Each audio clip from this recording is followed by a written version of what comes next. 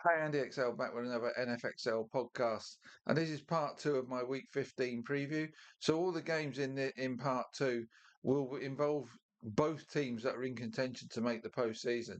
So in essence, they matter to both teams. And let's start with the Buffalo Bills at the New England Patriots. Now, if the Patriots win this game, they win the AFC East and also boost their hopes of top seeding from the AFC for good measure. A Bills win would bring them within a game of the Patriots in the division and take them a big step closer to making the postseason. However, a Bills loss would send their worried fans to look at how the Chargers, Texans, and Colts get on this week. So, for the Bills, Josh Allen has always been the key to their success. But in my view, they over rely on him. So when he buckles under the load, they lose. They need to keep Allen as their main man, but allow James Cook to take some of the load off Allen by having 20 or more carries a game and probably up to 25 touches a game, including as a receiver out of the backfield. Their run defense has been a disaster this year, though, so that's an area the Pats will certainly look to exploit here. And they also have the Patriots also have the fourth ranked pass offense. So New England should be able to score well in this game. But that pass offense is coming up against the fourth best pass defense of the Bills. So maybe they need the run game to carry more of the load here. Buffalo have been really tough on opposing tight ends this season, whereas New England have pretty much shut down opposing running backs. They have also allowed just one rushing touchdown to opposing quarterbacks this season, so they may need to find different ways into the end zone than via Josh Allen and James Cook. Although, having said what I did about Cook earlier, this might not be the game where he can make the difference as much. Tight ends have done well yardage wise against the Pats, but have managed just 4 touchdowns against them this season. Compare that to the league leading 16 touchdowns the Bills have conceded to opposing running backs this season, and this could be decisive in this game. The Patriots look likely to get touchdowns on the ground, but the way to touchdowns is nowhere near as clear for the Bills. The Bills' 2 touchdowns from the Week 5 meeting between these two were short passes to wide receivers, with the Patriots getting their two via Ramondre Stevenson on the ground. Who wins this game will therefore likely be decided on the Bills not allowing more than 2 rushing touchdowns to the Pats, whilst Allen and Cook need to combine for 2 scores themselves. So the state of the Patriots' injury hit O-line could be an issue for them here, but I still see them having more joy on the ground than the Bills, and in doing so, get the win that will send Foxborough into raptures. If I'm giving you fantasy picks for this game, Trevayon Henderson and Dalton Kincaid, one from each team, as the Patriots run out winners 24-20. So on to the Los Angeles Chargers at the Kansas City Chiefs. Um, the Chargers and the Colts are probably the two targets the Chiefs need to aim for if they are to make the postseason. A win here would pull them within 2 games of the Chargers. A loss would mean they cannot catch the Chargers and will need a Colts, who the Chiefs have the head-to-head tiebreak over, lost this week to stay within 2 games of them with 3 weeks to go. For the Chargers, a win here keeps them at the front of the AFC wildcard race and may put them within one win of ensuring postseason football. Excuse me, a bit of a tickle and cough. Both teams have issues on their O line, and how they will cope with those issues could well decide who wins this game. The Chargers have been trying to cobble together an O line all season, really, and they look like they'll be without Trey Pipkins for this game. But the Chiefs are definitely without Josh Simmons, Wanya Morris, Jawan Taylor, and Trey Smith.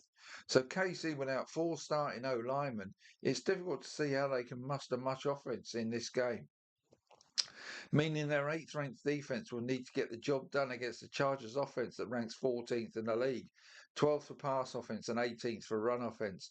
Although with Amari and Hampton back, they may be better than the 18th ranking for run offense. But the Chiefs' pass rush has to come up big here, as the Chargers have allowed Herbert to be sacked 47 times, and that pressure has caused Herbert to throw more picks this season than he has in the last 2 seasons put together. But the Chiefs have amassed just 23 sacks this season, so it has to be doubtful they can do so, even against this Chargers O line. Allowing Herbert to find his wide receivers as he did in the Week 1 win over these Chiefs. The Chargers have been really tough on opposing wide receivers, and nearly as bad for tight ends to face too. So the run game may be the only chance offensively based on that theory. The Chargers have allowed 12 rushing touchdowns to opposing running backs this season, but not a lot of yardage.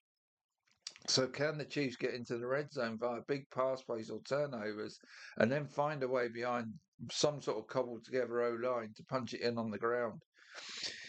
If we were talking about any other team than the Mahomes-led Chiefs, that would be a very confident no from me. As it is, it's still a no though, as the Chargers do more on offense and get a vital win that could all but end the Chiefs' season. Fantasy-wise, I'm going to give you Justin Herbert, the Chargers D, and also their kicker Cameron Dicker, as the Chargers win this game by 23-16. Right, Miami Dolphins at the Pittsburgh Steelers. I've regularly referred to the Dolphins' eight-step ladder to the postseason heaven. Here they seek to climb the fifth rung of that ladder to get back to 500 for the season. But with this game being the last one to be played this week, they will hope to have seen the losses for any of Jacksonville, Houston, Indianapolis, Buffalo, or the Chargers to bring the postseason within reach for them. Pittsburgh now hold a one-game lead over the Ravens in the NFC North, and winning that division is their best hope of making the postseason, although they are only one game out of a wildcard spot in the AFC. But a loss for them here may well cost them the divisional lead and also see them lose ground late in that AFC wildcard race, with the Dolphins, for one, closing in on them. In short, the Steelers may be able to make the postseason with a loss here, but the Dolphins cannot afford to lose between now and the end of the regular season. Neither of these teams are actually good enough to make the postseason, though. The Dolphins ranked 23rd for offense and 17th for defense. The Steelers have the 20th ranked offense and 23rd ranked defense. So, looking at those rankings, they're outside the top 14 for everything. So, really, they're going to be lucky if they make the postseason. But where might either have an edge that can get them the win here? Miami's wide receivers face the ninth best defense Miami's wide receiver faced the ninth best defense for wide receivers to face this week, whereas the Steelers face the eighth toughest team for wide receivers to face. So in terms of how wide receivers should go, the edge is there for Miami. Both teams have been really poor against tight ends, but the Steelers have multiple ways to take advantage of that weakness. So I'll give this one to Pittsburgh. And then there's not much difference in terms of running back age. So what about the quarterbacks? Tua has thrown 14 picks this season, but just one in his last three, although he comes up against the Steelers team that has had 11 picks this term. Aaron Rodgers has thrown just 7 this term, the same number as the Dolphins D has had. So in a tight game, the Steelers' greater red zone efficiency, combined with them being less likely to turn the ball over, gives them a narrow edge here, and I think that'll be enough for them to get the win. Fantasy-wise, I'd suggest Jalen Waddle and Darren Waller from the Dolphins and Pat Freiermuth from the Steelers. And I'm going to take the Steelers to win it by 24-20. On to Detroit Lions at the Los Angeles Rams. Now, the Rams need to win to stay top of both their division and conference. The Lions' need is more urgent, though, as they sit one game out of the NFC wildcard spots and a game and a half behind the Packers in the NFC North. A loss here would hurt the Rams, but could be fatal for the Lions in terms of making the postseason, especially with the Bears and 49ers having, inverted commas, easier assignments than them this week.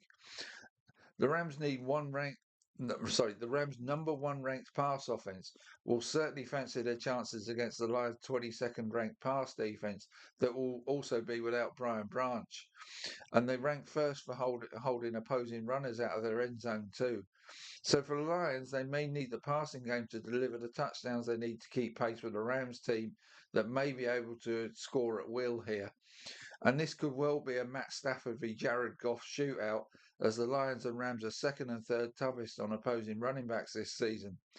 And if you consider the Rams traded Goff away to get Stafford, they surely believe they have the better quarterback, who will also be going up against an easier defense to breach of the two pass defenses. It may be the only way to slow down the Rams' pass offense might be for the Lions' pass rushers to dominate the Rams' O-line and get to Stafford and not allow him time to find his targets. But I do not see that happening enough, as the Rams just about have too much offensive firepower for the Lions to deal with. But there's plenty of fantasy good picks this week in this game. Matt Stafford, Puka Nakua, Devontae Adams, Jared Goff, Amon-Ra St. Brown, and Jameson Williams. They could all do well this week in a high scoring game, but I'm going to take the Rams to win it just 31-27. Right. Indianapolis Colts at the Seattle Seahawks. The Seahawks need a win here to push for an AFC West title and top seeding in the NFC, along with it ahead of a huge game with the Rams in Week 16. So they need to win this game to set up that Rams game, is essentially what I'm saying there. The Colts will turn to either Riley Leonard or Philip Old Man Rivers, who's coming out of the retirement home, to play at quarterback for them. Whoever starts at quarterback for the Colts, the rest of the team really need to step up here, notably Jonathan Taylor and the O-line, who need to create lanes for him. And the D needs to restrict the Seahawks scoring to keep them in reach of what will surely be a limited offensive output. The Seahawks need to remain focused on this game, not take the depleted Colts for granted and create a trap game by looking at the Rams in Week 16 rather than this one. The Seahawks are a strong team all around and will surely prove too strong for this Colts lineup. For starters, they are fifth toughest team for opposing running backs to face, which could be bad news for Jonathan Taylor's route to success, and they are fourth worst for opposing wide receivers to come up against too. So bearing that in mind, and with basically trying to slot somebody in at quarterback out of nowhere, it's going to be a struggle for them. One hope might be via Tyler Warren, as the Seahawks have been the sixth best team for tight ends to face this season. And the Seahawks wide receivers and tight ends should also enjoy facing the Colts' 20th ranked pass defense that will be without Sauce Gardner and Shavarius Ward for this one. Meaning all Sam Darnold need do is keep it simple and avoid silly interceptions. He's thrown 8 in his last 7 games, so he needs to cut them out. Fantasy picks wise, I'll give you Jackson Smith and Jigba. Hey ho, there's a big shock there. Rashid Shaheed, AJ Barner might do all right as well at tight end if you're struggling there. And Tyler Warren for the Colts. And the fact I've given you 3 Seahawks and 1 Colt tells you where I think this game's going to go. I think Seattle are going to win this easily, 31-17. Green Bay Packers at the Denver Broncos. The Broncos are pretty much assured of postseason football and are in a strong position in the NFC West too. The Packers have got themselves to the top of the NFC North and into a good position in terms of making the postseason. But loss here would be more damaging for the Packers than the Broncos, as a loss for the Packers could see them drop out of the lead in the NFC North, and they, like the Bears did last week, could then drop to the 7th spot in the NFC standings. A Broncos loss could lose them top spot in the AFC standings and might also allow the Chargers back into the divisional title race. The Broncos' third-ranked defense has been their key to success this season, whilst the 12th-ranked offense has been a pretty inconsistent unit overall, having great periods of play within games, but also long dormant stretches within games. And they will need to find their better selves against the 7th-ranked Packers defense, whilst the Green Bay's 11th-ranked offense would also need to perform well to score in this game.